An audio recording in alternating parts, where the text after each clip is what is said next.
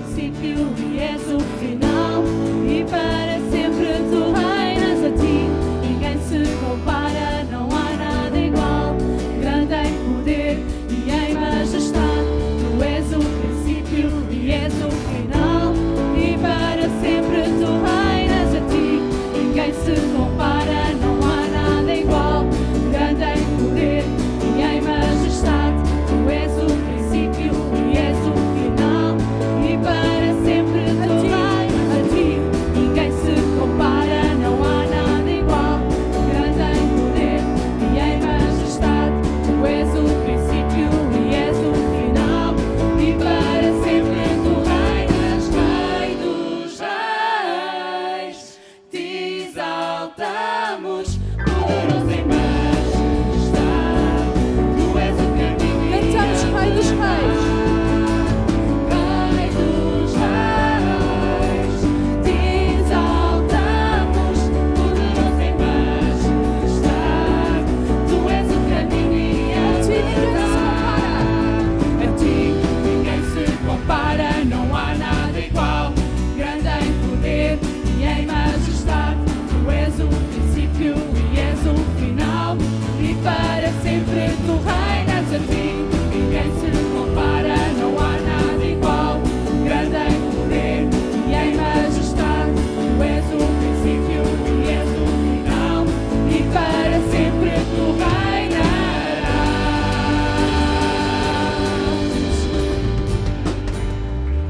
Oh, dá um brado de júbilo nesta manhã ao Senhor, porque o nosso Senhor, Ele não há igual a Ele, ninguém se compara a Ele, amém? O nosso Deus, Ele é único, amém? Bem-vindos à nossa casa, bem-vindos à casa de oração. Hoje é um dia muito especial, sabiam?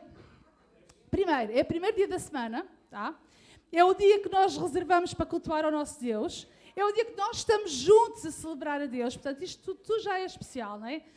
E é um dia também que nós vamos poder estar juntos à mesa, lembrando a morte do nosso Senhor, lembrando o sacrifício que Ele fez e a restauração que Ele nos tem dado, amém? Então, nesta manhã, de certeza que ainda não cumprimentou toda a gente, de certeza que ainda não deu um abraço a toda a gente, portanto, vamos tentar dar assim, vá, a 5 pessoas, pode ser? A partir de agora.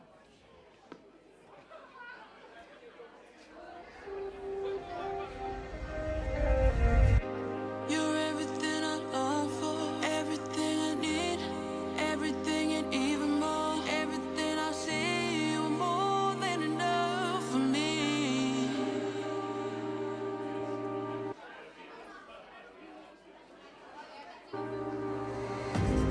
Here and now is more than ever. Need you in my life more than I see you. I know now this is forever. You're everything I long for.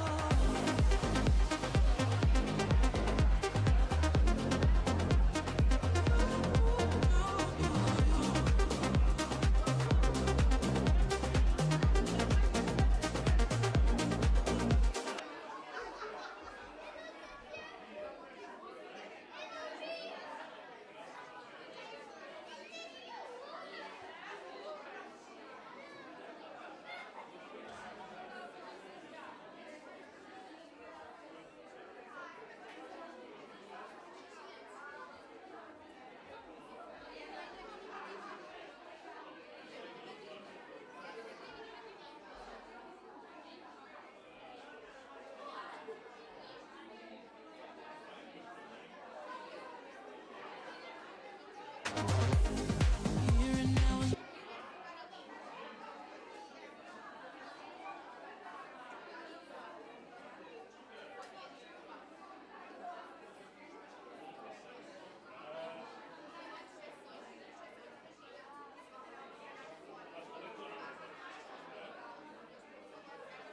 more than ever.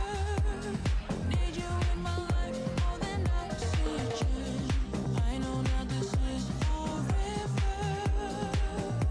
You're everything I long for.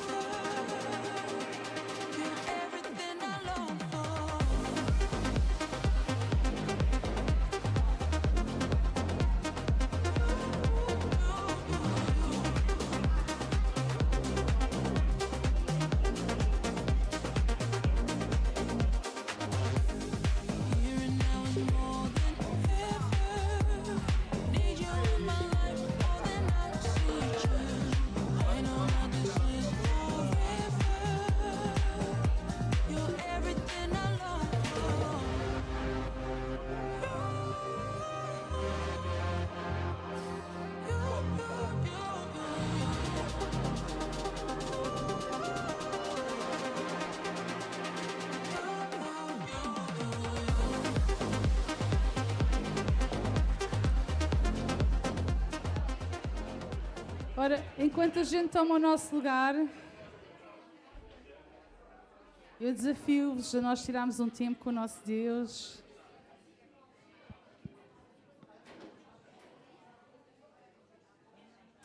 Vamos ainda nesta manhã agradecer aquilo que Ele tem feito por nós, relembrar aquilo que Ele tem sido ao longo deste tempo todo que nós temos vivido, tudo aquilo que Ele construiu. Amém?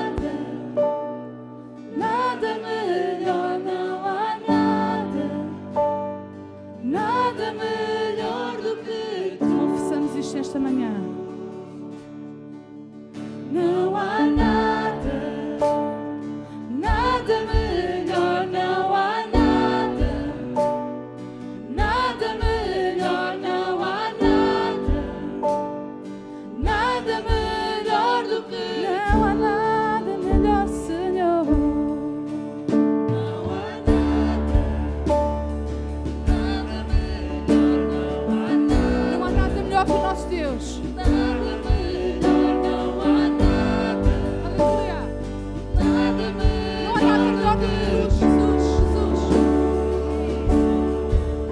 Não há nada, nada melhor, não há nada, nada melhor, não há nada, nada melhor do que tu.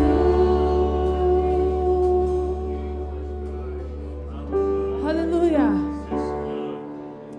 Para onde iremos nós, se tu tens as chaves da vida eterna, Senhor? Tu tens as palavras da vida eterna, Senhor. Para onde nós poderemos ir? Tu és o caminho, Tu és a verdade, Tu és a vida, Senhor. E ninguém vai ao Pai senão por Ti. Nestes dias nós temos ouvido tanta coisa na televisão. Mas só uma é necessária. Jesus, Ele é o caminho. Ele é a verdade e Ele é a vida. Amém.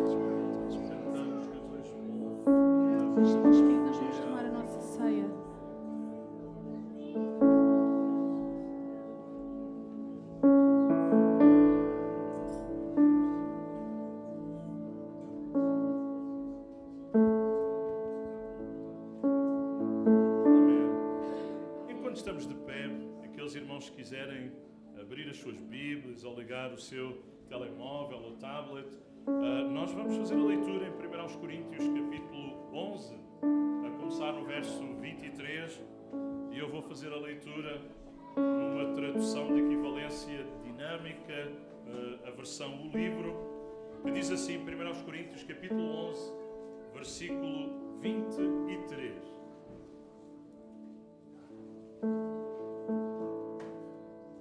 Eu recebi do Senhor o que já antes vos tinha transmitido. Na noite em que foi traído, o Senhor Jesus tomou o pão e, depois de ter dado graças, partiu, dizendo: tomem e comam, este é o meu corpo que é dado em vosso favor. Façam isto em memória de mim. De igual modo, pegou no cálice do vinho, no fim da ceia, e disse: este cálice é a nova aliança, selada com o meu sangue. Façam isto todas as vezes que beberem, em lembrança de mim. Porque cada vez que comerem este pão e beberem este cálice, estão a anunciar a mensagem da morte do Senhor. Façam, pois, isto até que Ele volte. Por isso, se alguém come deste pão e bebe deste cálice do Senhor de uma maneira indigna, torna-se culpado pelo pecado contra o corpo e o sangue do Senhor. É por isso que cada um se deve examinar cuidadosamente antes de tomar este pão e de beber deste cálice. Porque se o fizer indignamente, não distinguindo o corpo do Senhor, está a comer e a beber para a sua própria condenação. É por isto que há no vosso meio muitos fracos e doentes, e muitos já morreram. Mas se cada um se examinar cuidadosamente, evitará que seja julgado por Deus. Contudo, quando somos julgados e castigados pelo Senhor, é para não sermos condenados com o resto do mundo. Vamos orar antes de os símbolos serem distribuídos, e na medida que recebermos o pão, vamos comendo, e na medida que recebermos o cálice, vamos também bebendo. Mas vamos orar pelo privilégio de sermos corpo do Senhor como igreja, e vamos lembrar também nesta manhã, pelo menos na informação que tenho, 3 membros deste corpo que gostariam, mas não podem estar connosco nesta manhã. É hábito estarem, mas não podem estar. Um deles é o irmão Alberto, que vendeu a vesícula dele, ou quer dizer, tiraram-lhe sem mais nada, foi operado, está em casa a recuperar. Oramos pelo irmão Alberto, também pelo irmão Carlos, marido da irmã Lourdes, que teve um infarto e está no Hospital de Santa Maria. Amanhã, se Deus quiser, também darei ali um pulinho para vê-lo. Há bocadinho já falámos ao telefone. Está animado, mas pronto, quando acontecem estas coisas não é fácil, e vamos orar para que Deus dirija tudo o resto. E também ouvi que o Paulo, marido da Cristina, também fez uma intervenção cirúrgica e está aí na recuperação. Vamos incluí-los na nossa oração. Amém? O Senhor sabe e vê, mesmo sem perguntarmos os pormenores. Alguém precisa que o incluamos na nossa oração nesta manhã? Levante lá o seu braço. O Senhor sabe, vê, conhece. Amém. Amém. Senhor, estes braços levantados fazem parte deste corpo local da tua igreja neste lugar, e os nossos irmãos Alberto, irmão Carlos, Paulo, oramos em favor de cada um. Tu conheces a situação particular e rogamos que estendas a tua mão. Ao morreres na cruz do Calvário, a tua palavra diz que levaste sobre ti as nossas enfermidades, pelas tuas pisaduras somos sarados. Te louvamos, Senhor, porque em Ti há vitória, há força, há o ânimo que nós precisamos. E quando nesta manhã estamos a celebrar esta união, estamos a celebrar que somos família, que somos corpo, que somos filhos de um Pai amado, e que há um maravilhoso irmão mais velho que deu a sua vida por nós e nos ganhou esta maravilhosa, bendita, gloriosa salvação que estamos a celebrar nesta manhã. Por isso, Senhor, ao participarmos destes símbolos, queremos fazê-lo como acabámos de ler na Tua Palavra, em lembrança do teu sacrifício, em memória daquilo que tu fizeste por nós na cruz do Calvário. Por isso agradecemos o teu corpo moído, o teu sangue vertido, o nosso lugar que tu substituíste ali na cruz do Calvário. Muito obrigado pela maior expressão de amor que foi demonstrada naquele lugar. É por isso que nesta manhã podemos cantar: tua bondade me seguirá. Temos esta convicção de que a bondade do Senhor me seguirá todos os dias da minha vida e habitaremos na tua casa, Senhor, até o dia em que vamos habitar na tua presença. Por isso, nesta manhã, ao celebrarmos este ato, move-te neste lugar, cura, manifesta-te, enche de alegria, de gozo, de poder as nossas vidas. Pedimos no nome de Jesus. Amém. Aleluia, aleluia. Louvado seja o Senhor. Amém. Então, na medida que vamos recebendo os símbolos, vamos tomando. Amém. Glória a Deus. Deus é fiel. Irmão, aproveite para louvar a Deus nas suas próprias palavras nesta manhã e também já de seguida iremos fazê-lo entoando mais uma vez louvor a Deus. Ele merece louvor. Mas enquanto está a receber o pão, o cálice, você pode nas suas próprias palavras louvar a Deus e participar com toda a alegria do seu coração. Aleluia. Louvado seja Deus.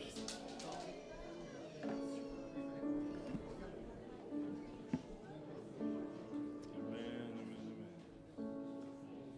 Obrigado, Jesus. Obrigado, Jesus. Obrigado, Jesus. Aleluia. Amém, amém, amém. Dá para mim?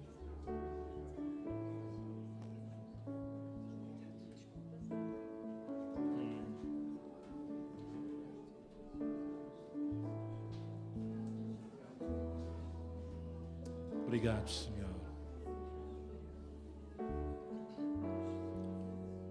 Este é um momento tão solene que queremos lembrar, queremos recordar aquilo que Jesus fez por nós e agradecer-lhe. Por isso que o nosso coração dele brota em expressões de louvor nesta manhã. A gratidão, a alegria, a adoração, o lembrar os atributos do Senhor e exaltá-lo por aquilo que Ele é, por aquilo que Ele fez, por aquilo que o nosso Deus ainda vai fazer em fé. Nós queremos louvá-lo. Amém.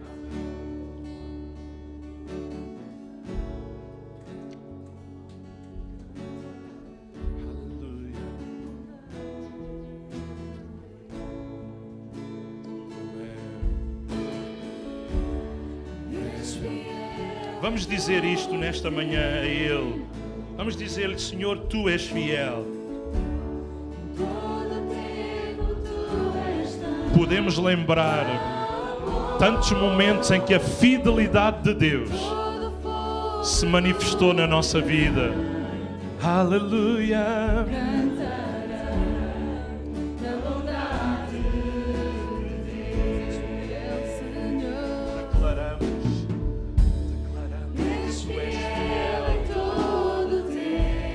Nos momentos bons e nos mais difíceis, Deus é fiel. Aleluia. Tu és tão bom, tão bom, tão bom.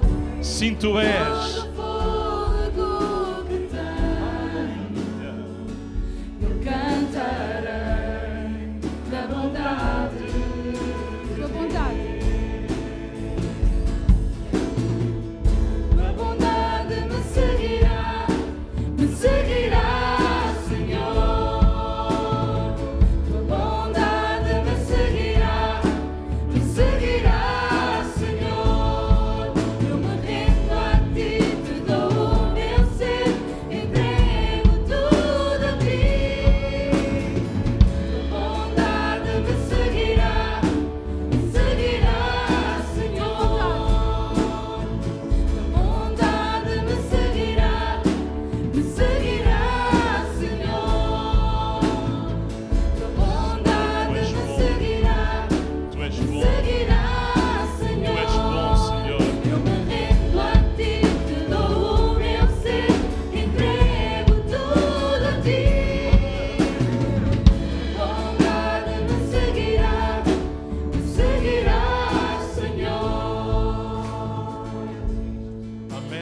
esta convicção de que a bondade do Senhor, ela nos acompanhará na medida que vamos fazendo a nossa caminhada aqui e até que Ele volte, até que Ele nos chame, nós vamos seguindo, caminhando, avançando na força que só o Senhor nos pode dar. Sem a sua força já não tínhamos chegado ao dia de hoje. Mas não só chegamos aqui, como chegaremos até onde o Senhor, no seu plano e propósito, nos levar, e nós queremos dar cada passo em fidelidade ao Senhor. Amém? Vamos nesta manhã ouvir a palavra de Deus. Eu vou pedir ao pastor Luís se ele pode subir. Vamos orar por ele e por nós nesta manhã e pedir que Deus possa falar ao nosso coração. Então, alguns estão de pé, outros sentados. Podemos ficar de pé só um momento para orarmos e já vamos ficar sentados durante a hora e meia, um bocadinho menos. Um bocadinho menos. Amém. Vamos orar a Deus. Joana, podes vir tu orar? É um privilégio orar pelo marido. Ela estava a rir-se da hora e meia. Ora para que nós aguentemos. Pai, obrigado porque acima de tudo Tu és um Deus bondoso. Amém. Tu és um Deus que nos conhece. Tu és um Deus que acima de tudo está connosco, aconteça o que acontecer, Pai. Neste momento eu Te peço pela pregação que vai ser dada, Deus, que sejas Tu a falar connosco, Deus, que vai ao encontro dos nossos corações, Senhor. Que acima de tudo seja o Teu Espírito a falar, Senhor. Amém. É a Ti que nós queremos ouvir, Deus, abençoa o Luís neste sentido, Deus. E que a palavra que ele tenha, Deus, seja mesmo, Deus, para os nossos corações, Deus, seja aquilo que nós precisamos de ouvir. Em nome de Jesus. Amém. Amém. Paz do Senhor, meus irmãos. Podem ficar sentados. Paz do Senhor, irmãos. Paz do Senhor, irmãos. Não, fica ali. Podes-me trazer aquela. Obrigado. Deus é bom, amém? Confusão santa. Os irmãos, abram comigo, por favor, já em Marcos, no capítulo 5, de forma a que eu possa usar a minha hora e meia do melhor possível. Marcos, capítulo 5, versículo 21. Marcos 5, 21. Irmãos, há uma coisa espantosa em ser igreja, especialmente naquilo que nós acabámos de fazer, que foi o ato de tomarmos a ceia enquanto comunidade. Os irmãos repararam, aquele versículo começa, aquele versículo que nós costumamos ler e que fala acerca da ceia, que diz: porque eu recebi do Senhor o que também vos ensinei, que na noite em que o Senhor Jesus foi traído, tendo tomado o pão. É interessante, irmãos, na noite em que Jesus é traído, a sua preocupação não é com a traição, mas é com aqueles que ele ainda tinha que ministrar. E é interessante perceber, isto se calhar está muito perto, por isso é que estou a fazer o... é interessante entender, e a igreja tem que ter esta expressão, que é a expressão da compaixão. Jesus, mesmo nos momentos mais difíceis da sua própria vida terrena, ele sempre se movia de íntima compaixão. E este texto que nós vamos falar são duas histórias que parece que a única coisa que têm em comum é que ocorrem no mesmo momento, no mesmo encontro com Jesus. Mas esta história é muito mais do que aparenta ser. Ela é simples, não há muito que eu vá dizer de novidade para os irmãos, mas há pormenores que nós por vezes descuidamos e não entendemos e não lhes damos a devida importância. E então, como eu costumo fazer, para os irmãos também se habituarem, aquilo que nós vamos fazer é, nós vamos lendo alguns versículos, vamos fazendo uma pausa, vamos comentando e vamos seguindo. Diz assim, Marcos 5, 21. E passando Jesus, outra vez num barco para a outra banda, ajuntou-se a ele uma grande multidão e ele estava junto do mar. E eis que chegou um dos principais da sinagoga, por nome Jairo, e vendo-o, prostrou-se aos seus pés. Meus irmãos, estes dois versículos já dava para fazer uma pregação. Eu tenho aqui uma tarefa grande que é usar o texto todo, que dá para fazer para aí umas 6 pregações e fazer uma. Mas o que é interessante nestes primeiros 2 versículos é o seguinte. Nós vemos aqui já duas coisas distintas, irmãos. Uma é uma multidão que se está a aproximar de Jesus. E esta multidão vai ter com Jesus não porque o reconhece como Messias, mas porque Jesus começou o seu ministério público.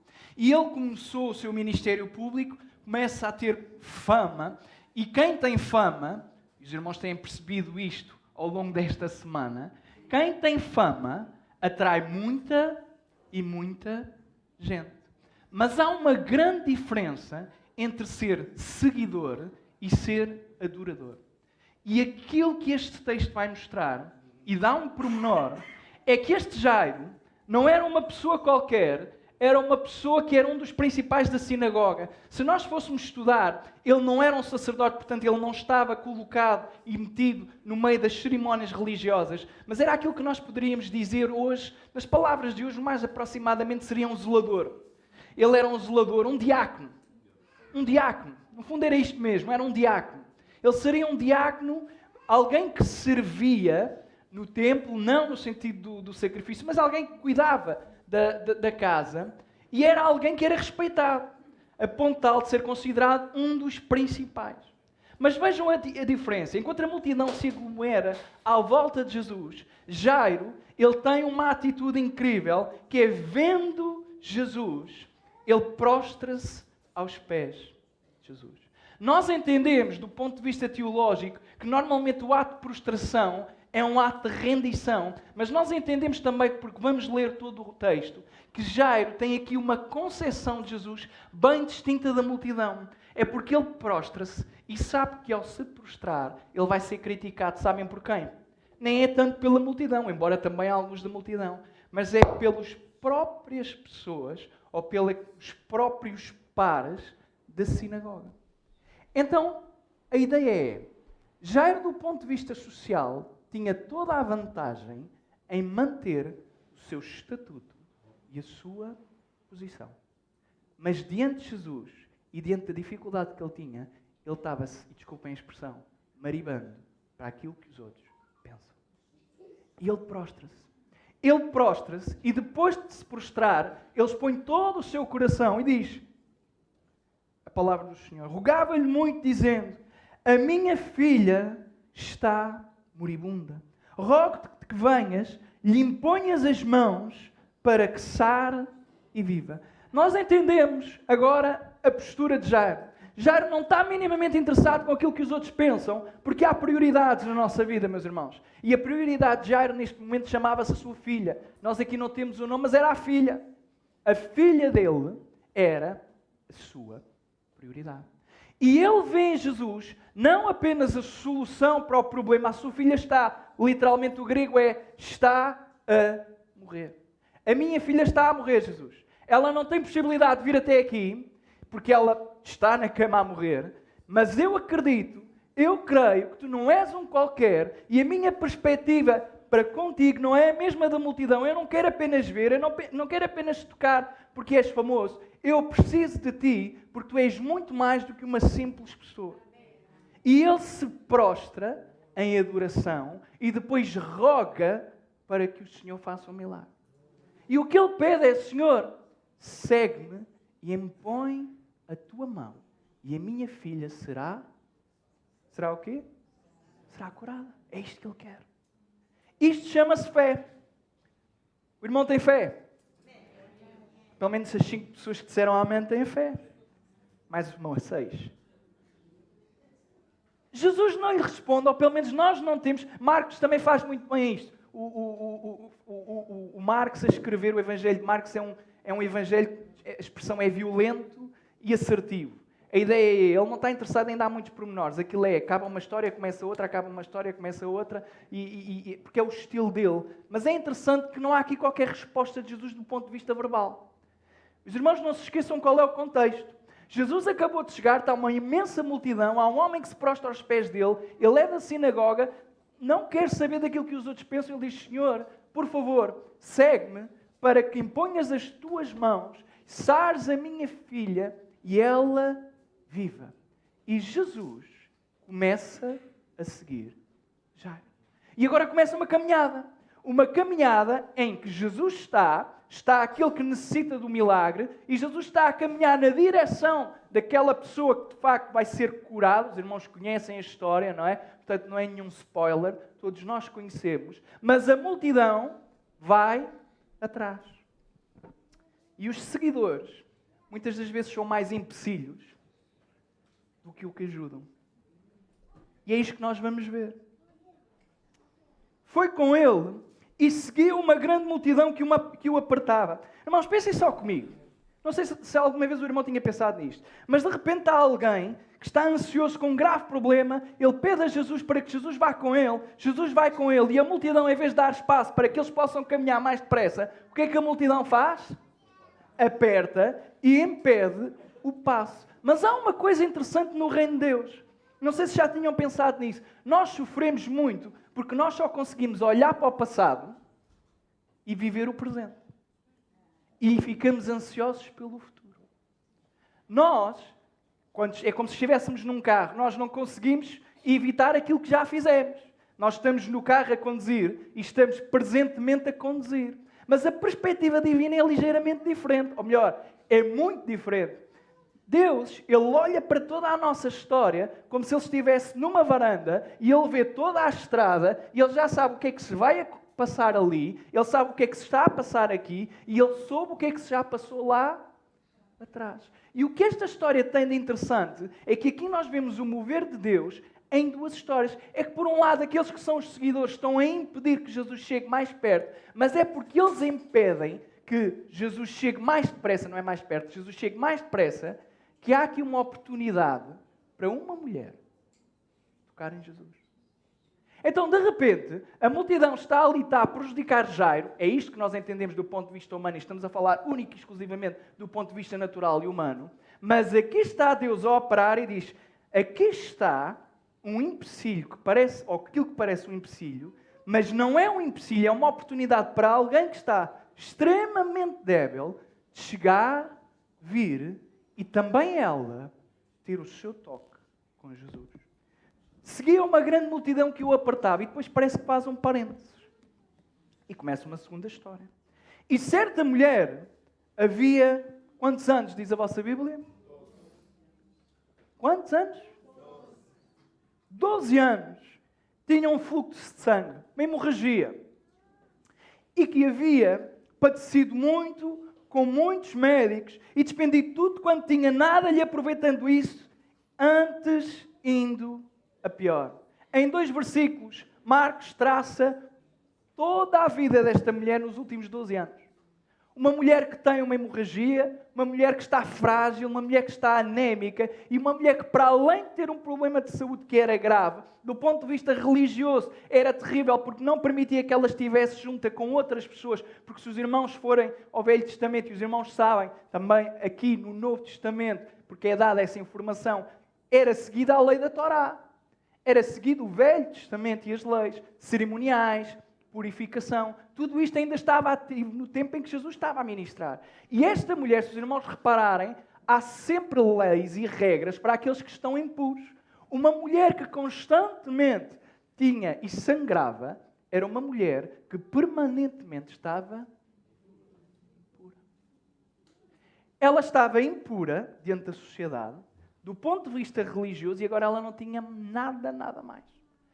Porque tudo o que ela tinha feito não lhe serviu de nada, antes indo a pior. Às vezes a nossa vida parece que é assim. Buscamos soluções em todo lado. E tudo vai pior.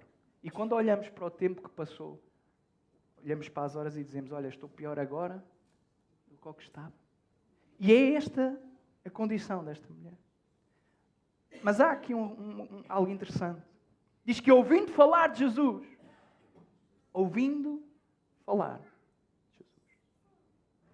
veio por detrás, entre a multidão, e tocou no seu, porque dizia, se tão somente tocar no seu manto ou nos seus vestidos, eu sararei. Vimos aqui uma postura diferente. Esta mulher tem também uma necessidade. Mas esta mulher tem que tomar uma decisão, meus irmãos. E é uma decisão que nós não conseguimos perceber o impacto porque não vivemos nesta sociedade. Mas esta mulher, o rasgo de fé dela é: eu já ouvi falar de quem é Jesus, eu agora creio que Ele é a única solução que eu tenho porque eu não tenho mais ninguém a quem recorrer. E se Ele não funcionar, não funciona. Você está cá? Mas há outra coisa. É que se não funcionar, ela está metida num grave, grave problema. Sabem porquê? É porque se ela está impura, ela vai ter que se meter no meio de uma Toda a gente em que ela tocar ficará também impura de acordo com a lei. Então ela tem que tomar uma decisão. Se eu ficar, morro. Se eu for, se calhar também morro. E às vezes é assim as decisões de fé. Parece que nós só temos a perder na vida. Mas com Jesus, mesmo quando parece que estamos a perder, nós só vamos é ganhar. Porque é assim que Jesus funciona. E esta mulher diz: se eu tão somente tocar, eu não preciso que Ele fale comigo. Eu não preciso que a multidão saiba. Eu vou de lá, eu vou fazer o esforço. Eu só preciso, única e exclusivamente, de tocar em Jesus. E os irmãos veem aqui duas posturas diferentes. Jair diz: olha, Senhor, tu tens que vir comigo, porque ela não pode vir até aqui. E esta mulher diz não, a atitude dela é: eu quase que não posso, mas ainda tenho uma última força para chegar lá. E muitas das vezes o problema do cristão é este mesmo, meus irmãos. É que nós ainda temos um resto de força para chegar até Jesus, mas acomodamos e não damos o devido louvor, a devida glória. E vou dizer isto: não nos sacrificamos para chegar à presença do Senhor. Muitas das vezes os cristãos, irmãos, deixem-me dizer isto: nós ficamos habituados a sermos crentes passivos e que estamos sentados à espera que a presença de Deus miraculosamente nos toque. E se ela não tocar? E se tu tiveres que buscar? E se for à altura do deserto em que tu estás, no teu tempo espiritual? Os irmãos já pensaram se cada vez que nós passássemos um deserto na nossa vida, e o deserto desta mulher são 12 anos. Mas é que a cada ano as coisas poderiam melhorar, mas não. É que a cada ano é sempre... Eu ia dizer que era o sempre piorando, não é este o corinho. É o sempre melhorando, não é? Os irmãos conhecem o coro sempre melhorando, aqui não cantam, não é? Vocês não sabem. Estou com medo. Foi o arrebatamento e eu estou aqui sozinho. Vocês estão cá? Conhecem o corinho ao menos sempre melhorando? Pronto, já veio que não. Esqueça, não faz mal, irmãos. Sou eu que já sou antigo. Esta mulher, ela toma então a decisão de chegar, ou de pelo menos procurar chegar, porque ela diz: se eu tão somente tocar, e esta é a fé dela. Mas ela não tem a certeza que vai conseguir tocar, porque se os irmãos repararam, Marcos deu claramente a ideia, e mais do que a ideia, deu a certeza que a multidão estava a apertar Jesus. Então a multidão rodeava Jesus. E esta mulher não é alguém extremamente saudável, antes pelo contrário, é alguém extremamente doente que vai ter que fazer um esforço titânico para conseguir passar pela multidão, tocar em Jesus, esperar que ninguém veja, porque se alguém a vir, se alguém perceber, ela corre o risco de ser lapidada. Porque ela colocou toda a multidão em pecado, em impureza. Mas é o versículo 28 que devíamos guardar, porque dizia: se tão somente tocar nos seus vestidos, eu sararei. Você já teve esta fé? Se tão somente eu puder tocar em Jesus, se eu tão somente puder me aproximar da presença de Jesus, se eu tão somente por vezes me esforçar. E o esforço não é a ideia das obras, meus irmãos, não é a ideia de eu fazer para chegar. Não, a ideia é, por vezes nós não sentimos a presença de Deus, e nós como seres humanos que somos, precisamos muito de mexer e que as nossas emoções sejam mexidas, mas às vezes isso não vai acontecer. E por vezes você vai ter que pressionar na altura em que não sente nada. É o momento mais difícil de adorar. Sabem quando é que é? É quando tudo vai mal com a nossa família, quando tudo vai mal com a nossa saúde, e de repente começa-se a cantar uma canção dizendo que o Senhor é bondoso, e nós olhamos para a nossa vida e dizemos: é bondoso, mas comigo parece que não. E você aí tem que tomar uma decisão. Ou você ora e diz: Senhor, apesar de tudo, eu ainda creio que Tu és bondoso. Apesar de tudo, apesar das minhas circunstâncias, eu não vou deixar que isto me impeça de Te adorar. Porque, irmãos, se nós apenas adorarmos a Deus quando as coisas vão bem, vamos adorar pouco na nossa vida. Porque a nossa vida é feita de altos e baixos. se tão somente tocar nos seus vestidos, sararei. E logo, é uma expressão interessante no grego, se lhe secou a fonte do seu sangue e sentiu no seu corpo já estar curada daquele mal. Então a ideia é, irmãos, esta mulher tem a fé e a fé sempre nos leva à ação. A fé não nos leva a ficar sentados. Há muito crente que também diz, eu tenho fé que o Senhor vai fazer, eu tenho fé que o Senhor vai fazer. Mas muitas vezes o Senhor quer fazer, mas é por nós. É levantar-nos da nossa cadeira e fazermos nós. Porque muitas das vezes nós queremos que o Senhor faça e é assim, Senhor, eu já orei, Senhor, está feito o meu papel. Nós orar é o mínimo que nós devemos fazer, meus irmãos. Orar é uma comunicação. Orar é aquilo que todo o crente todos os dias devia fazer ao Senhor. Porque se eu não estiver em oração, eu não me relaciono com o meu Deus. Orar não é moeda de troca para receber milagres. Esta mulher, ela queria um milagre. É verdade. Mas a fé dela levou a agir. Se eu tão somente tocar, se eu tão somente chegar à sua presença e tocar a sua veste. E diz que ela toca. Mas à medida, os irmãos não esqueçam, sempre que ela passava, ela tocava, porque ela tinha que tocar, era uma multidão, e a cada pessoa que ela tocava, e isto é teológico, por isso é que havia as regras da purificação, quem recebia toques de pessoas impuras tinha que também passar por um cerimonial de purificação, tinha que sair para fora do arraial, não podia estar na congregação, é daqui também que nós tiramos a disciplina na igreja, o Paulo também fala acerca disso, mas a ideia é, meus irmãos, de cada vez que ela passava por alguém, ela contaminava a multidão. E finalmente, depois do esforço todo de alguém com anemia passar pelo meio de uma multidão, ela finalmente consegue estender a sua mão e simplesmente tocou e diz que logo, imediatamente, lhe estancou o sangue. Aquilo que era o seu problema, num instante. Para nós é num instante, mas para ela foram 12 anos, mais não sei quantas horas até ela chegar a Jesus. Mas nós, quando lemos, ficamos entusiasmados. E é bom, porque esta passagem é mesmo para isto, é para nos animar a fé. Mas, irmãos, a fé não é milagres atrás de milagres. A fé é uma caminhada e, por vezes, o Senhor vai nos abençoando quando nós perseveramos na fé. Irmão, pense comigo. E se ela tivesse desistido ao primeiro empecilho? À primeira pessoa que não lhe deixasse passar? À primeira família que estava mais entusiasmada e começam aos saltos, fosse como aos meus filhos não viam ninguém, pisavam logo a mulher, empurravam logo a mulher, são todos distraídos. E se ela, isto não vale a pena, como é que eu vou chegar a Jesus? Jamais conseguirei chegar a Jesus. Olha o meu estado, eu estou a correr risco, vou morrer mesmo e ainda estou aqui a prejudicar estas pessoas todas, estou a pô-las todas impuras. Mas esta mulher, aquilo que fê-la continuar foi a sua fé que Jesus era capaz de fazer alguma coisa. E ela foi. E quando tocou, ela recebeu aquilo que ansiava. E o versículo 30 começa exatamente com a mesma expressão. E logo Jesus, conhecendo que poder ou virtude de si mesmo saíra, voltou-se para a multidão e disse, quem tocou nos meus vestidos? Irmãos, já pensaram nisto? Os discípulos, a gente às vezes critica os discípulos, mas eu dou-lhes razão, desculpem lá. Porque eu sou um bocado racional. Eu estou-me a imaginar lá com Jesus, Ele é o meu mestre. E de repente, está ali a multidão toda a apertar, e Jesus para no meio do caminho. Volta-se e diz, quem é que me tocou? Oh, Jesus, por favor. Fui eu, ele e todos. Sai lá quem é que tocou. Disseram-lhe os discípulos, vês que a multidão te aperta e dizes, quem me tocou? Jesus, achas que essa pergunta faz sentido? Então toda a gente está a tocar.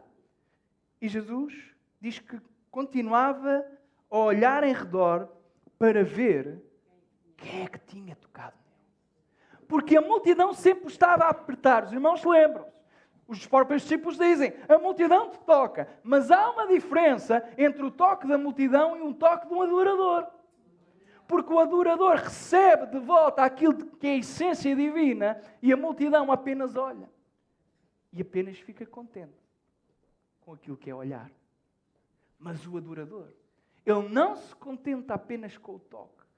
Ele tem que sentir a presença, a virtude e o poder em si. Então a mulher, que sabia o que lhe tinha acontecido, temendo e... Estão a ver porque é que ela... Já vos dei o contexto. Estão a perceber porque é que ela está a temer e a tremer. É porque ela tinha um problema e este problema não era assim que se resolvia. Então ela, temendo e tremendo, aproximou-se. E o que é que ela faz, mais uma vez, como no início já fez? Prostrou-se diante dele e disse-lhe toda a verdade. Coisa extraordinária. Ela recebe o milagre, mas ela podia... Mas já entenderam que ela, depois de receber o milagre, ela percebeu que estava curada, ela podia ter sido embora. Mas sabem o que ela faz? Testemunha diante de toda a gente o que é que tinha acontecido. Por vezes nós queremos milagres para guardar para nós. Por vezes nós queremos apenas que Jesus nos toque, só porque sim. Eu espero que não pise aqui estes fones, senão se já pisei já foram, é só para avisar. Está aqui uns fones. Ou estavam. Irmãos, esta história é incrível, porque nesta parte desta mulher fala acerca de alguém que se esforça, de alguém que está em fé, de alguém que está a caminhar, de alguém que tem uma série de condicionantes, mas que não desiste. E por vezes nós passamos a vida toda na igreja e basta vir uma onda mais violenta e nós abanamos na nossa fé. Nós abanamos logo na nossa fé. Deixa-me perguntar o seguinte: Jesus é de facto a pessoa mais importante da sua vida? É porque se Ele for, ainda que eu perca tudo, eu tenho tudo, porque Ele é o mais importante. Claro que eu não quero perder tudo. Eu amo a minha família, eu amo aquilo que faço. Os irmãos entendem, nós não queremos isto, não somos masoquistas. Mas é que por vezes nós temos os discursos religiosos e de facto às vezes apenas vivemos vidas religiosas. Não vivemos relacionamentos íntimos, apaixonados com Jesus. Esta mulher, claro que ela não tinha um relacionamento íntimo, ela foi à procura de um milagre, mas neste momento ela podia ter saído. O que é interessante é que Jesus não é indiferente às nossas necessidades. Deixe-me dizer isto outra vez nesta manhã, porque eu acho que há aqui alguém que precisa de ouvir isto. Deus não é indiferente àquilo que você precisa. Deus não está indiferente. Deus sabe as lágrimas que você tem deitado. Deus sabe as orações que você tem dito, porque Ele ouve. Ele ouve.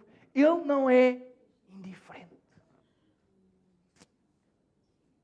E Ele lhe disse: filha, a tua fé te salvou. Jesus não fala primeiro do milagre. Jesus fala do maior milagre que nós como seres humanos podemos ter, que é a nossa salvação. Irmãos, nós vamos nos esquecendo disto, infelizmente. Vejo muita gente atrás de milagres, vejo muita gente atrás de sinais, vejo muita gente atrás de emoções. Mas, meus irmãos, na minha vida não tenho dúvidas nenhumas, e Deus já me curou também de várias coisas. Mas, irmãos, o maior milagre que já aconteceu na minha vida foi a minha alma ser salva. Eu não tenho dúvidas nenhumas, porque no dia em que eu sair daqui, no dia em que acabar o meu tempo, eu estarei com Deus para toda a eternidade. Isso para mim é suficiente. Esta é a nossa fé, é para isto que nós caminhamos. E Ele diz: olha, filha, vai em paz, a tua fé te salvou. Podes ir em paz e ser curada deste teu mal. Sabem o que é que está a acontecer? É uma coisa extraordinária. É que esta mulher, não se esqueçam, ainda há o problema da multidão que ela contaminou. Mas diante de Jesus não há contaminação nenhuma. Porque quando ela tocou, não foi só ela que foi curada. Toda a impureza que ela tinha e transmitiu foi anulada no nome de Jesus. Irmãos, é espantoso porque isto fala acerca da salvação. É uma história que aponta para aquilo que Jesus faz em nós. Quando tu tocas em Jesus, não importa o teu passado, não importa o teu pecado, não importa aquilo que tu fizeste, nem sequer importa a ansiedade que tu tens acerca do teu futuro. Sabem porquê, meus irmãos? Porque o nosso futuro é com Deus e o nosso presente agora é com Deus. O que aconteceu no passado está no passado. O meu Deus limpa todas as coisas. E nós podíamos acabar já aqui. Não demorava 1h30. Mas há uma outra parte que nós esquecemos. O Jairo está a ver isto tudo, meus irmãos. E o Jairo deve estar radiante. Vocês pensem como pai. Esta é a minha solução para a minha filha ou para o meu filho. Esta mulher estava doente. Eu escolhi a pessoa certa, não falhei. Então ela acabou de ser curada. Os irmãos já imaginaram o entusiasmo que ele deve começar a sentir. Nós às vezes esquecemos, estamos obviamente a fazer conjecturas, mas é fácil. É que Jesus está a seguir Jairo. Jairo está ao lado de Jesus, Jairo está ali, provavelmente perto dos discípulos, porque é Jairo que tem que dizer, embora Jesus soubesse, obviamente, mas é Jairo que está a encaminhar Jesus para a sua casa, para onde está a sua filha. E ele agora vê que Jesus parou. E pensem comigo, no primeiro momento em que Jesus parou, ele não deve ter achado piada nenhuma. A filha dele estava E Jesus agora está parado a dizer assim, olha, quem é que me tocou? E o homem está assim, Jesus, a minha filha está a morrer. Era bom que podemos avançar. Não, eu sei que alguém me tocou, porque saiu de mim virtude. Quem foi? De repente chega uma mulher e ele diz, mas o que é que se está a passar? E ela prostra-se. Porque nós lemos isto, são 2 versículos, mas isto são interações que não demoram 30 segundos, os irmãos entendem? E ele está a ver aquilo, mas depois de repente ele diz, espera lá, ela foi curada. Ela tinha um problema e ela foi curada. E nele, certamente, começa a haver uma certa esperança. Porque nós ficamos entusiasmados, não sei quanto a vocês, eu quando ouço testemunhos de outros irmãos, de coisas que Deus está a fazer na vida dos outros irmãos, eu fico com a minha fé animada, vocês não ficam? Mas veja o problema. Estando ele ainda falando, isto é, Jesus ainda está a dizer, olha filha, vai, estás salva, a tua fé te salvou e estás curada deste mal. Diz que chega alguém enquanto Jesus ainda está a falar. E chegaram alguns do principal da sinagoga. Isto eram os colegas. Isto eram pessoas que o conheciam já muito bem. Eram pessoas que tinham e estavam com ele, que andavam com ele. Mas vejam,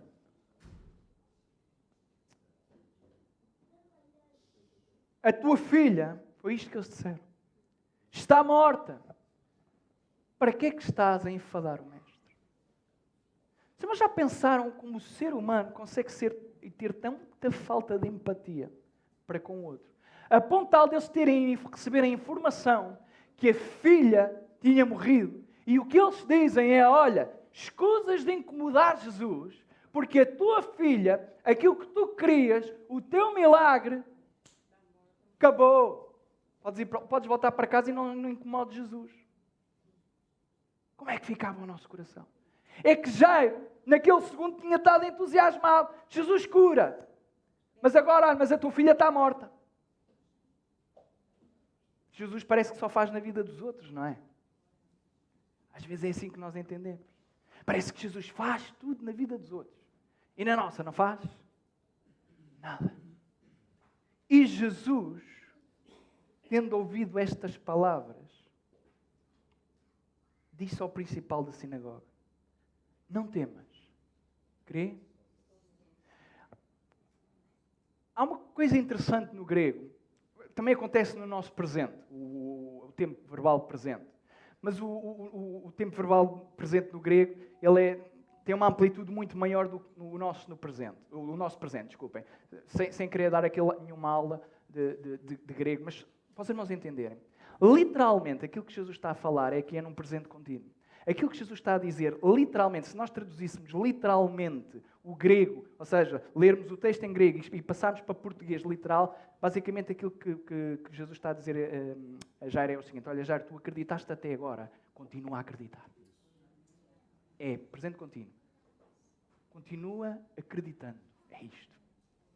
Jairo, tu acreditaste até este momento. É isto que o versículo quer dizer. Esta é a beleza da palavra de Deus. É apenas um versículo, mas isto tem uma profundidade imensa. Irmãos, a ideia é, Jairo, olha, tu acreditaste até ao momento em que eu disse que esta mulher estava salva. Tu acreditaste até aqui, mas agora tiveste uma bomba. Dizem, olha, já não incomodes mais. A tua filha morreu. Ele diz, olha, Jairo, não importa aquilo que te dizem, não importa qual é a circunstância, acreditaste até aqui, continua a acreditar porque nós vamos caminhar até lá. Continua a acreditar porque eu não me preocupo com aquilo que os outros dizem. Eu não me preocupo com o nome da morte. Eu não me preocupo com o nome da doença. Eu não me preocupo com o nome do Golias. Eu não me preocupo com o nome do teu problema. Se acreditaste até ao problema, continua a acreditar no meio e durante o problema. Não temas. Crê somente. Crê somente. Quantos de nós precisamos de crer somente, irmãos? Quantos de nós precisamos, no meio das nossas vidas, no meio das nossas lutas, quando as coisas estão mais difíceis, é mesmo nessa exata hora que nós precisamos de continuar a crer, continuar a ter fé. Se você crê no Jesus bíblico, Nós cremos num Deus todo-poderoso. Um Deus capaz de levantar até os mortos e Ele torná-los à vida. Lembro-me da última vez que falámos aqui, falámos da mulher sunamita e da forma como Deus ressuscitou o seu filho, não é? Usando o profeta Eliseu. Mas, irmãos, a história aqui é Jesus. Aqui é diretamente com Jesus. E esta história tem Jesus, tem três personagens, no fundo são os três personagens principais. É Jesus, que é o principal, obviamente. Temos o nosso amigo da sinagoga e temos a nossa mulher com a hemorragia. O problema, mas ela está sanada. E agora vamos à segunda parte. Ele tem a bomba. E agora ele tem que tomar uma decisão. É porque a voz da multidão diz assim, olha, para que quem falas o mestre? Já não há nada a fazer. E ele tem a opção de voltar para casa sozinho. A filha morreu. Ele podia começar a correr. Podia ficar desesperado. E devia estar na mesma. Podia ficar completamente sem esperança. Podia agora dizer, não vale mais a pena. Jesus, perdeste muito tempo. Se não tivesses virado, se não tivesses permitido. É porque agora Jesus faz uma coisa esquisita. Vejam. E não permitiu que alguém o seguisse. Então quer dizer que ele sempre pôde fazer com que a multidão não apertasse e não o seguisse. Senta cá. E agora Jairo, isto é para nós, a Bíblia é para apelar ao ser humano. A Bíblia está escrita e ela ecoa em nós. Coloquemos no papel daquele pai. De repente, eu olho e penso, então espera lá. Ela estava viva até há uns momentos atrás. Eu estou a atrasar por causa da multidão. E ele agora que ela está morta é que há urgência em ir. Agora é que ele não deixa a multidão seguir e não permite ninguém que o seguisse, a não ser Pedro, Tiago, João e irmão Tiago.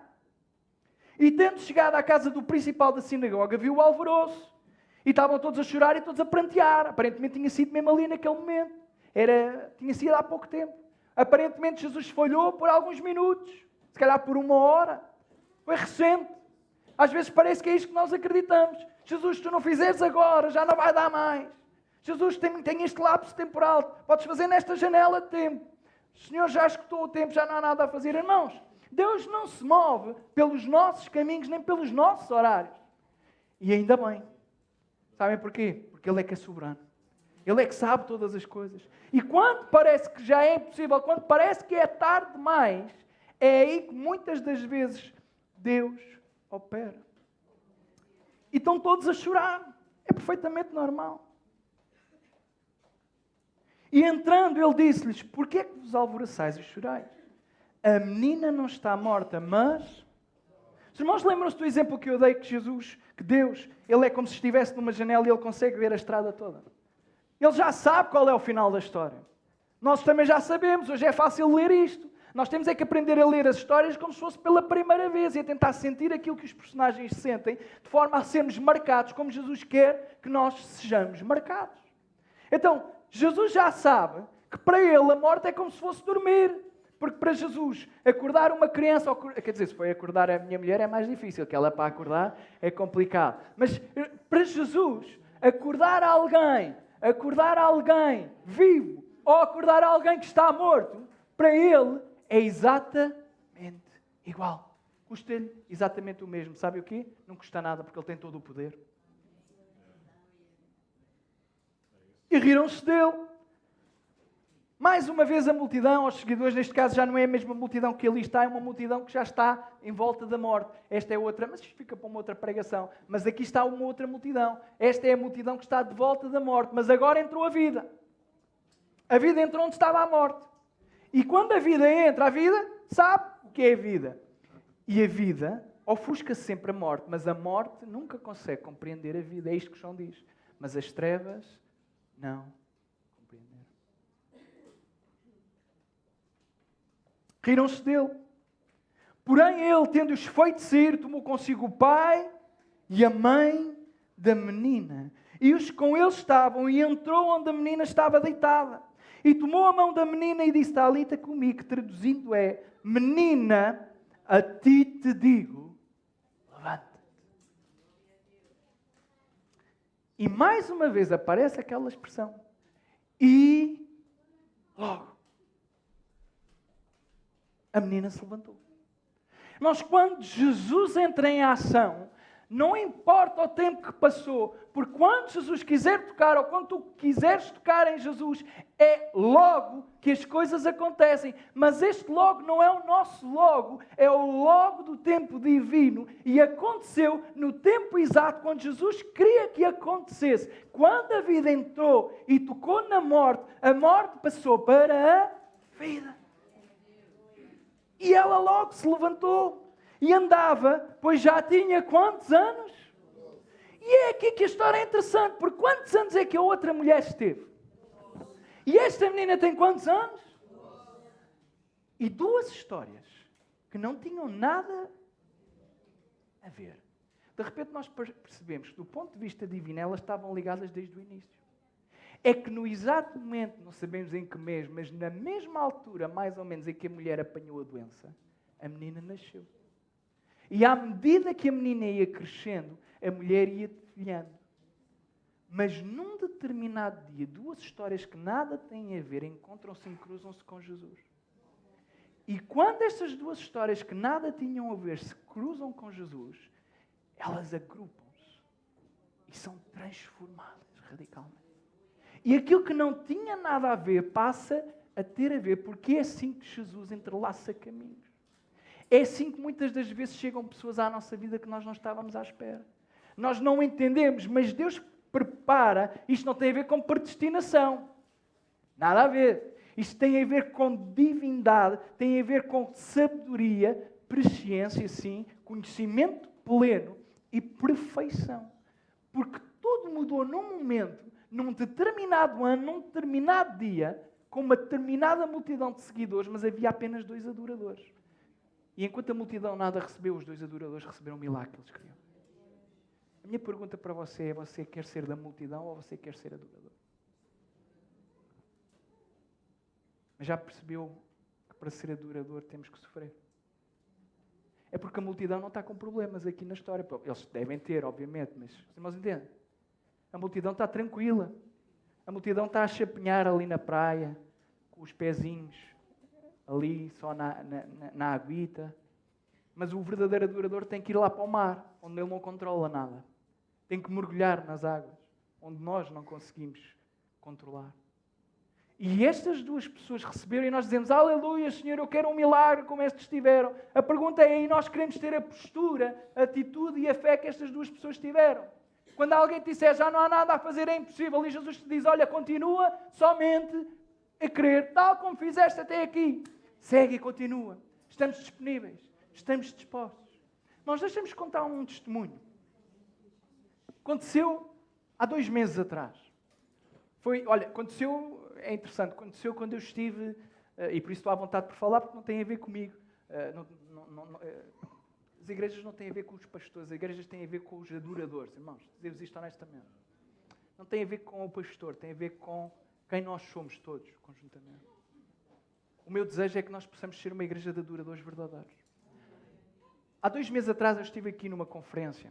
O meu pai tinha falecido e depois calhou, nessa altura, já tínhamos agendado a conferência e eu estive aqui, lembro-me de pregar, lembro-me de pregar aqui com os irmãos. E nessa semana aconteceu uma coisa interessante lá na igreja. Uma irmã, ela sempre me tinha pedido para eu orar pela filha dela. A filha dela era uma pessoa que estava afastada da igreja, muito rebelde. Eles tinham vindo do Brasil, mas a filha sempre foi assim meio rebelde. E a filha, aos poucos e poucos, começou a voltar assim, meio passadamente, o que era bom porque ela já não ia à igreja antes e de repente começou a ir a um culto para aí 4 em 4 meses. Já não é nada mau para quem não ia. Mas depois ela começou a ir um bocadinho mais recorrentemente, se calhar uma vez por mês. Foi quando começámos a vê-la. Ela depois também tinha horários rotativos. Mas aconteceu uma coisa, esta filha engravidou, desta nossa irmã, e eles tiveram que ir ao médico para fazer os exames. E quando foram ao médico, fizeram o exame e a médica disse, acho que era uma médica, penso que era uma médica, a médica disse: olha, lamento imenso informar-vos, mas vocês têm que começar a planear, e foi mesmo assim, irmãos, vocês que têm que começar a planear é o aborto desta criança, porque esta criança não é inviável, esta criança não tem massa encefálica. Se vocês cometerem a loucura de pensar em chegar com esta com esta gravidez até ao fim, a criança vai ter uma esperança média de vida de 2 a 3 anos, vai ser um vegetal. Portanto, é assim, saiam daqui e comecem já a planear abortar esta criança. E a nossa irmã começou logo a chorar ali aos prantos, não é? E ela foi aconselhar-se com algumas pessoas da igreja, pensou, o médico disse isto, você acha... Ela não me queria ligar, coitada, porque o meu pai tinha falecido, mas é interessante, ela foi aconselhar-se com outras pessoas e eu dou graças a Deus, irmãos, porque isto mostra que a igreja não é de um homem, a igreja é apenas de Jesus mesmo. E quando nós temos verdadeiros adoradores, os verdadeiros adoradores têm a percepção de adoradores. E é interessante que ela foi falar com duas pessoas e as duas pessoas disseram-lhe ao mesmo, ela diz assim, olha, continua a acreditar em Jesus porque Ele é capaz de fazer com que essa criança fique normal. E ela disse assim, então eu não vou abortar, eu vou dizer à minha filha que ela não vai abortar. E ela agarrou, disse à filha, olha filha, nós vamos orar, nós vamos impor as mãos. E eles oraram. Semana a seguir foram fazer outro exame. Quando chegaram ao médico, o médico disse assim, não, esta gravidez é para ir até ao fim, porque aquilo que ela tinha de problema não tem nada de problema. Esta criança é perfeitamente normal. O cérebro dela está desenvolvido exatamente para a idade em que deveria estar. Irmãos, a massa encefálica não nasce de uma semana para a outra. E eu gostava de vos mostrar a foto do Natan, porque ele já nasceu. E é para os irmãos perceberem que este era o bebê que queriam abortar.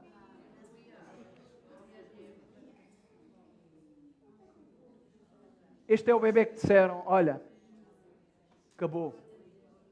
Já não é possível. A tua história terminou.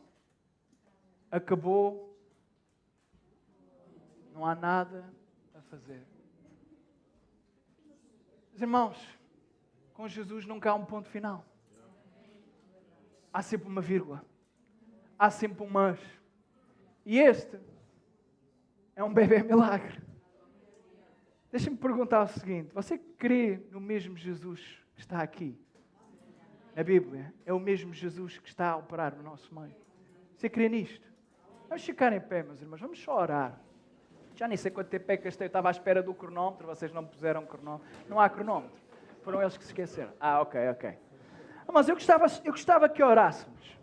Eu sei que da última vez já fiz um apelo, eu não quero demorar muito tempo, meus irmãos. Eu sinto-me compelido pelo Espírito. Pastor Paulo, posso? Eu sinto-me mesmo compelido pelo Espírito. Irmãos, eu sei que da última vez vim cá, eu fiz um apelo. Eu hoje vou fazer um outro apelo. O apelo que eu fiz no domingo passado. Vocês podem subir do grupo de louvor. Já à vontade.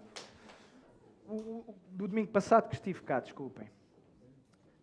Deixem-me concentrar. Eram os teus fones. Nós falámos acerca de vir buscar a presença de Deus. Mas há alturas em que nós não sentimos mesmo a presença de Deus. Eu hoje gostava que aqueles que precisam a sério de um milagre pudessem vir à frente em fé. Mas eu só quero que venham à frente se você tem a plena certeza de que Jesus é capaz de fazer aquilo que você está a pedir. Porque se você não tiver a certeza, eu tenho toda a fé do mundo, mas não sei qual é o seu problema, eu vou orar, eu acredito em Jesus. Mas eu acho que nós, como crentes maduros que somos, se nós precisamos de um milagre, se nós queremos quem Jesus é, então nós devemos vir à frente e devemos vir à frente com toda a confiança e a certeza de que aquilo que Jesus é capaz de fazer, Ele vai fazer na sua vida. Então se você precisa de um milagre, pode vir aqui à frente. Pode ser cura, pode ser libertação, pode ser aquilo que você sentir, aquilo que é o seu desespero. Podem vir, eu sei que há mais gente. Vocês podem tocar. Problema nenhum. E nós, enquanto igreja, vamos adorar a Deus. Amém? Nós vamos adorar a Deus. Quem já está aqui à frente, fica em espírito de oração. Amém? Eu não sei quantos Jairos nós temos aqui. Eu não sei quantas mulheres de fluxo de sangue nós temos aqui. Mas o mais importante, aquilo que eu sei, é que o Jesus que fez e operou os milagres na vida do Jairo, daquela mulher, está aqui neste lugar. Então eu não sei, irmão, não sei porque não conheço. Não sei o que é que Deus tem permitido que tenha acontecido, ou que esteja a acontecer na sua vida. Sinto aqui alguma dor, algum sofrimento, sinto que de facto alguns de vocês estão no limite. Sinto alguns de vocês no limite. Mas deixa-te dizer, Deus está-te a dizer, olha filho meu, filha minha, este não é o teu limite, eu estou contigo. Mesmo que aches que é um penhasco, eu estou contigo, eu vou carregar-te. Eu vou-te levar. E quando tu achares que estás no final, que estás na morte, eu estou aqui, filha. Eu estou aqui. Eu sempre cuidei de ti, sempre vou cuidar de ti. Não desistas. Crê somente. Continua a crer somente. Irmãos, vamos estender as nossas mãos na direção dos irmãos que estão aqui. Nós vamos orar por eles. Jesus, Ele sabe todas as coisas. Senhor Deus, Tu és a única pessoa que sabe tudo de facto que se passa, Deus, aqui. Deus, aqueles que precisam do milagre de cura que nós pedimos, Senhor. Que o Teu Espírito Santo deixe agora sobre este lugar. Desce e toques, Santo Espírito. Cura a cada um que precisa de um milagre nesta manhã, Senhor. Deus, isto não é para a nossa glória, não é para a nossa honra. É única e exclusivamente para a Tua glória e para a Tua honra, Jesus. Deus, estão aqueles aqui, Senhor, que têm fé, Jesus. Tu és o mesmo ontem, hoje e para sempre, Deus. Deus, naqueles que sentem angústia, Senhor. Deus, que eles hoje possam depositar essa angústia nos Teus pés, Jesus. Que depositem a sua angústia aos Teus pés, Jesus. Deus, Tu és de facto o princípio e o fim, Deus. Aquele a quem nós adoramos. Senhor, e nós sabemos que Tu estás neste lugar, Jesus. Deus, e nós sabemos que Tu estás a operar já agora, Jesus. Santo Deus, Santo Deus. Santo Deus. Santo Deus. Opera agora, Jesus. Opera agora, Jesus. Ora a Ti, Jesus. Do início até ao fim. Aleluia, Jesus. Seja sempre assim. Sejas sempre Jesus. Clama a Jesus. Clama pelo Teu milagre. Clama pelo Teu milagre. Jesus é o centro. Jesus é o centro de tudo. Jesus é o centro de tudo. Glória a Ti, Jesus. Do Glória a início Ti. até ao fim, sejas sempre assim, sejas sempre Jesus. Glória a Ti. Jesus, nada mais importa, nada para além de Ti. Aleluia, Jesus. Glória a Ti, Jesus. Nada importa, Deus. Nada importa, Jesus. Jesus, és o centro. És o centro. Tudo depende de Ti. Jesus, Glória a Ti, Tu és o centro de tudo.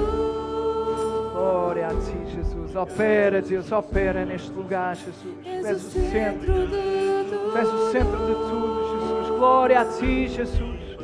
Santo Deus, Santo Deus. Glória a Ti, Jesus. Glória a Ti. Jesus é o centro em meu viver. Glória a Ti, Jesus. Jesus é o centro Glória a em Ti, meu Jesus. viver. Glória a Ti, Jesus. Do início até ao fim, sejas sempre assim, sejas sempre Jesus. Glória a Ti, Jesus. Jesus, nada mais importa. Aleluia. Não importa o que tu estás a passar, não importa o teu gigante. Importa apenas que tu foques no nome de Jesus. Foca-te no nome de Jesus. Não importa a doença, qual é o nome da doença. Não importa quem é o teu gigante. Não importa qual é a tua luta. Sabe que Jesus está aqui neste lugar. Jesus está aqui. No nome de Jesus, ser curado, ser liberto. Glória a Ti, Jesus. Glória a Ti, Jesus. Jesus é o centro, é tudo pra Ti.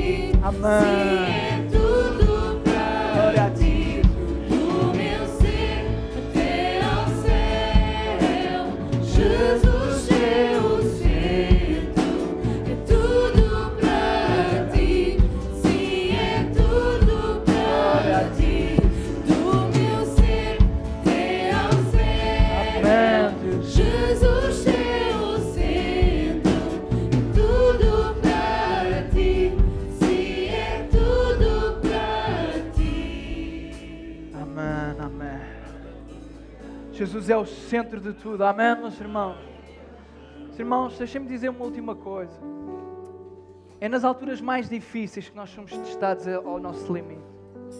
Porque se nós não fôssemos testados até ao nosso limite, nós diríamos que o cristianismo é a coisa mais simples do mundo. Irmãos, Jesus foi à cruz por cada um de nós. E Ele foi testado até ao seu limite. Porque todo o compromisso tem que ser testado.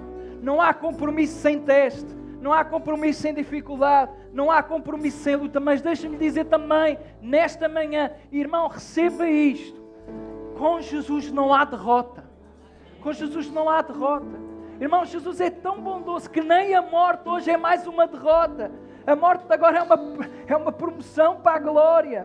Mas irmãos, dizer-vos isto, não se foque no seu drama, no seu problema, na sua doença, até na sua família. Foca-te e coloca Jesus no teu centro. E eu tenho que dizer isto também. Eu sinto mesmo da parte de Deus.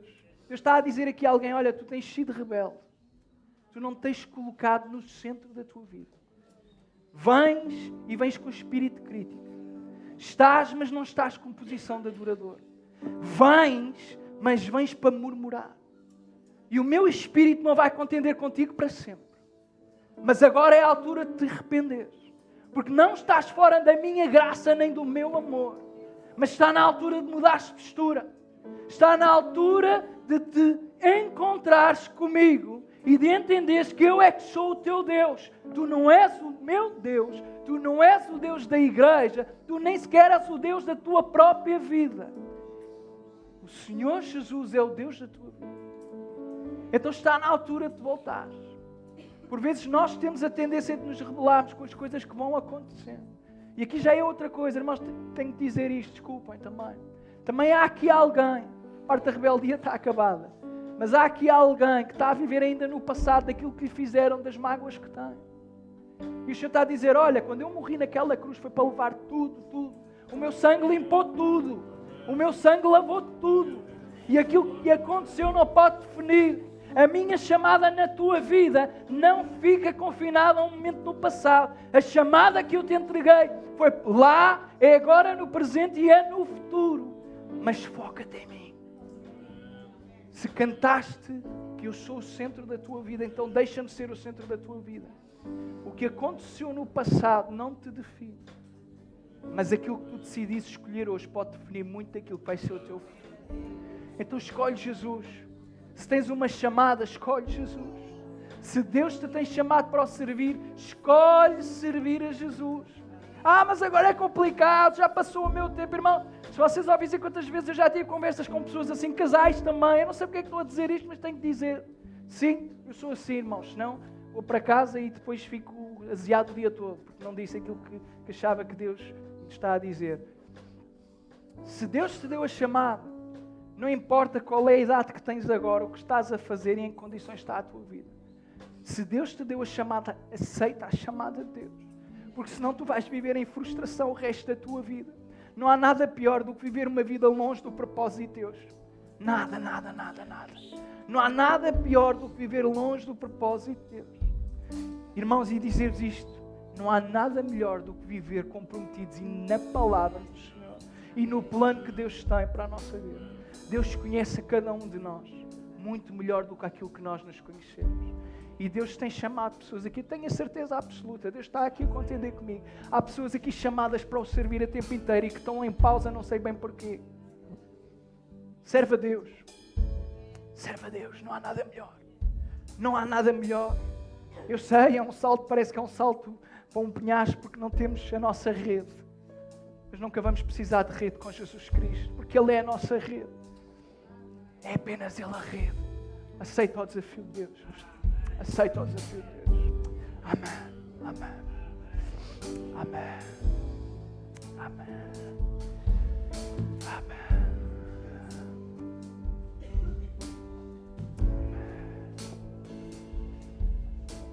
Jesus, teu centro entre nós. Jesus, teu centro entre nós. Todo joelho se dobrará, toda língua confessará o teu nome. Jesus, Jesus, Jesus, Jesus, Jesus,